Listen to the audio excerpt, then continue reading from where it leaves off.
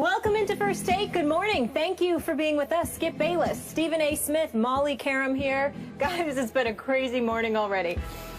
These are the kind of days I love doing this show with you. What's up, man? Good to see you, bro. Good job on your breaking news.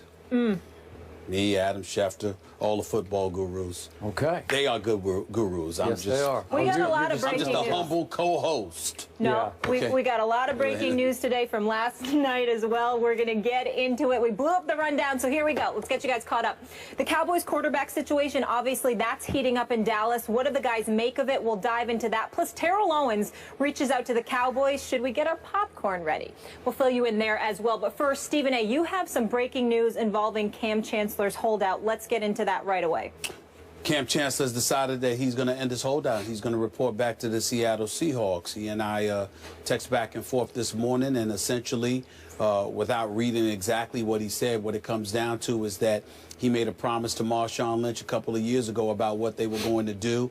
His goal is to get back and capture a Super Bowl that they feel they lost last year, that they think they deserve. And more importantly than anything else, it really hurt him to see his team out there losing games without him, knowing that he could have made a big difference. He talked about his teammates. He talked about what he owed to them.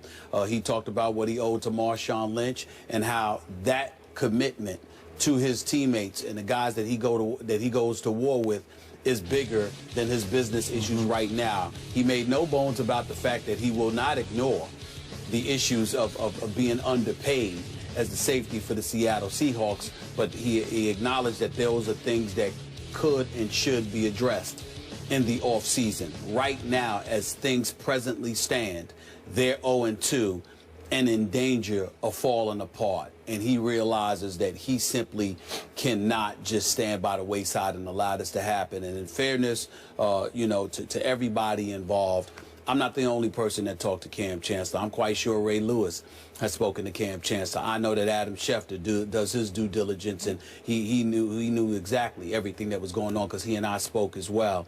So you want to give credit to them. But in the end, what it comes down to is that Kam Chancellor recognizes that he is needed, and more importantly, it would be very, very difficult for him to live with himself if he just sat on the sidelines while his teammates went out on that field and struggled the way that he has seen them struggle over the last 2 weeks. He's shoving all of that business stuff aside for the ultimate goal. So, as yet, do you have any idea what concessions were made on either side? There are no. Like just let it go? He was at about 4.5. Yeah. Remember, they came up to 8.1. There's like 900,000. There's about 900,000. Yeah. No concessions were made. Concessions. No conversations took place. He just decided that it's time to go back and handle his business on that football field, and it's something that they can revisit in the offseason. Wow.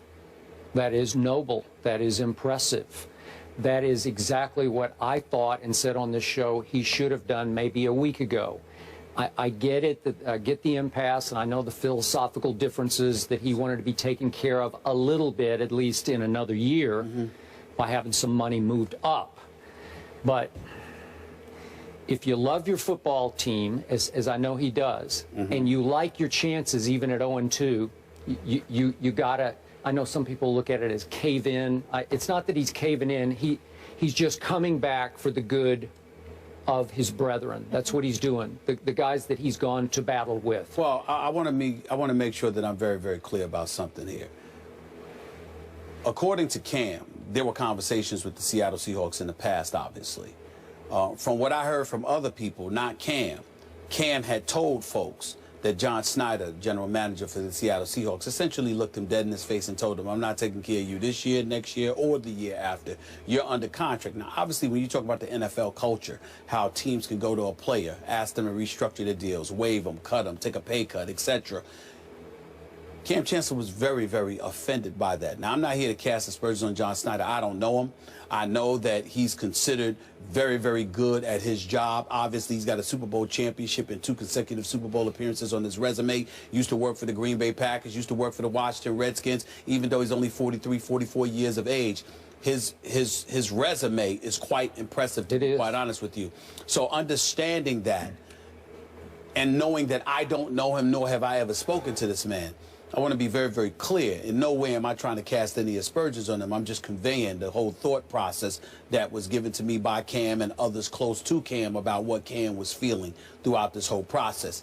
He felt disrespected.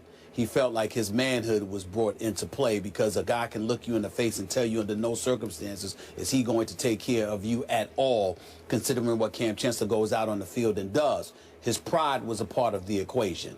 And so as a result of that, that's why he was so steadfast and resolute in his commitment to holding out. Yeah. I think the loss to Green Bay on Sunday night, how they looked in the fourth quarter after taking a 17-13 lead, how the defense appeared to have fallen apart, I think really, really hit home for him.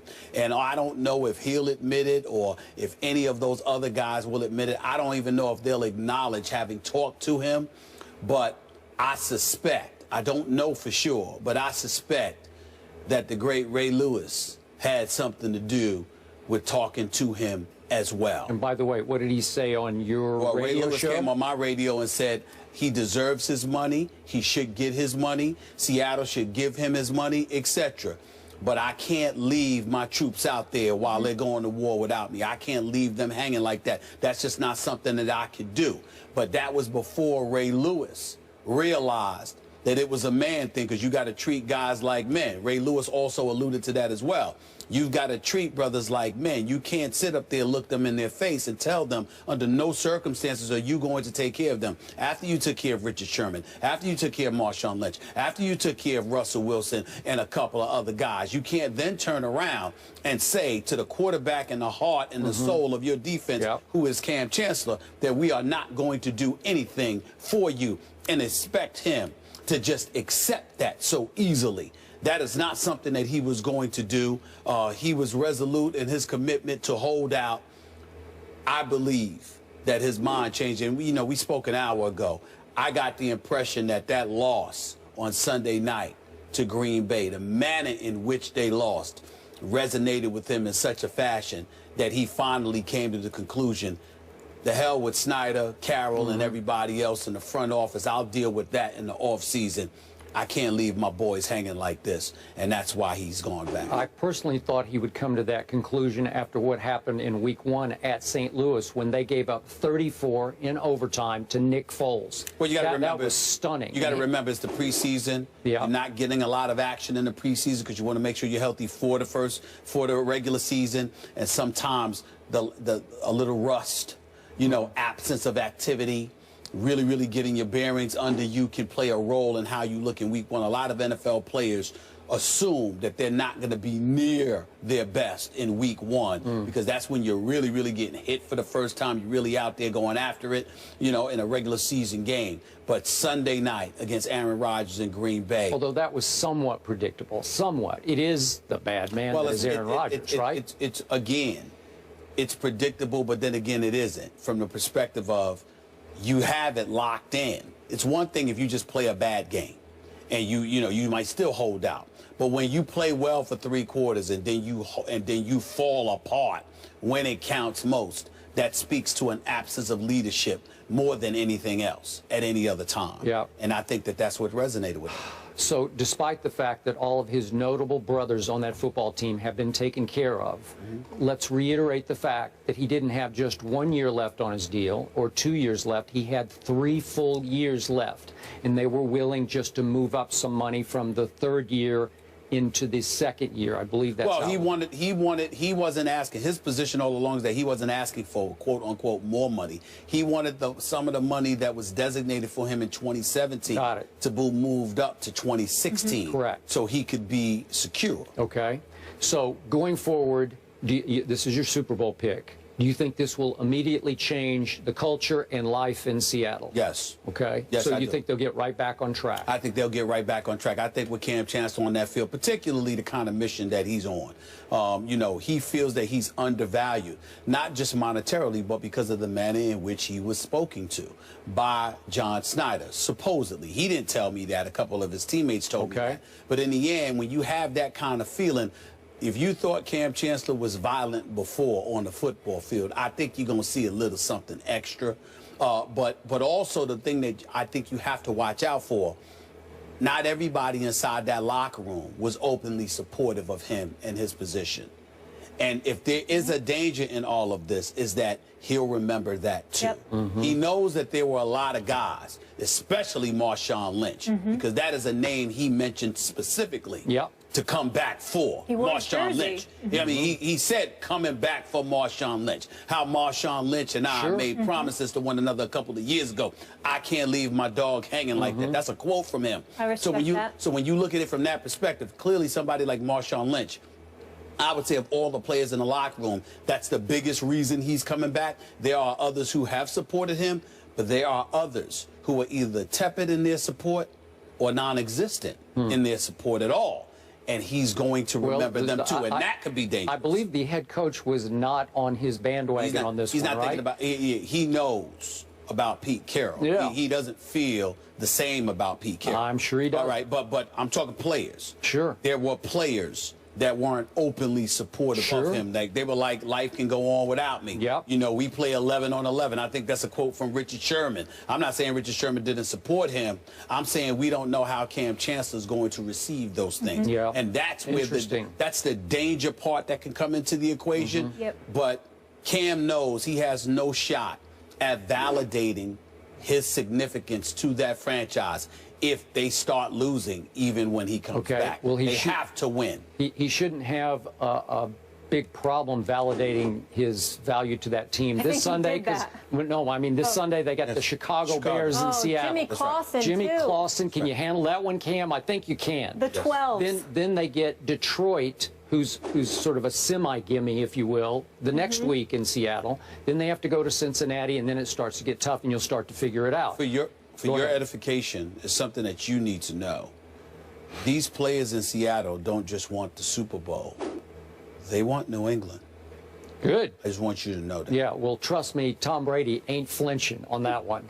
Because he torched the Legion of without there's no B in it in the fourth quarter of the Super Bowl. Greatest fourth quarter of a Super Bowl I have ever seen from the great Tom Brady, the best quarterback in the National Football League. And I'm sure he would relish the opportunity to repeat that performance against those same Seattle Seahawks. I'm going to go on record right now as there's no way they're going to get back to the Super Bowl. I just don't see it. There's two. You spoke of this little dissension, that dissension, this dissension, this dissension. We haven't even talked about Jimmy Graham, who's clearly unhappy because he's not getting the football. I don't know why. I don't know what's going on behind the scenes, but they're just not throwing him the football yet. So with all that dissension, all that uneasiness under the carpet in the locker room, versus Pete Carroll, and still it goes all the way back to resonating to the call at the end of the Super Bowl game. I just don't know if you can climb out of that. I'm not sure about that. We'll see. I have to pay attention to two teams. One of them is not the Cowboys. I'm paying no attention to the Cowboys. I would tell you that the Green Bay Packers, I would have paid attention to them if Jordy Nelson had been healthy, because I think that they would have had the best record in football. I think their home field advantage would have been in their pocket, and the road to the Super Bowl would have had to come through Lambeau Field, which I think would have been tough for anybody. Merrill Hodge came on my radio show yesterday on Sirius XM, and he said Arizona is a team to watch out for. You got to remember that Carson Palmer, they're 14-2 in his last 16 starts. Carson Palmer, that is, under the stewardship of Bruce Arians, who can really coach his butt off. And they have no fear of Seattle. But I'm still sticking with Seattle. I predicted that Seattle was going to go back, not just go back to the Super Bowl, but win it all. And the only way I will modify my pick in any way is if the Pittsburgh Steelers manage to get to the Super Bowl against them. Then I will think about it, and I reserve the right to revisit that conversation. Outside of that, I am not picking against Seattle at all. I believe that the Seattle Seahawks will win 12 of their next 14 games. And I reserve the right to hang in with a football team that will get back Greg Hardy and Rolando McClain and Randy Gregory and ultimately Des Bryant and Tony Romo, and be the force to be reckoned with, even by your Seattle Seahawks, who have to, if memory serves, visit Jerry World this year. I will tell you this.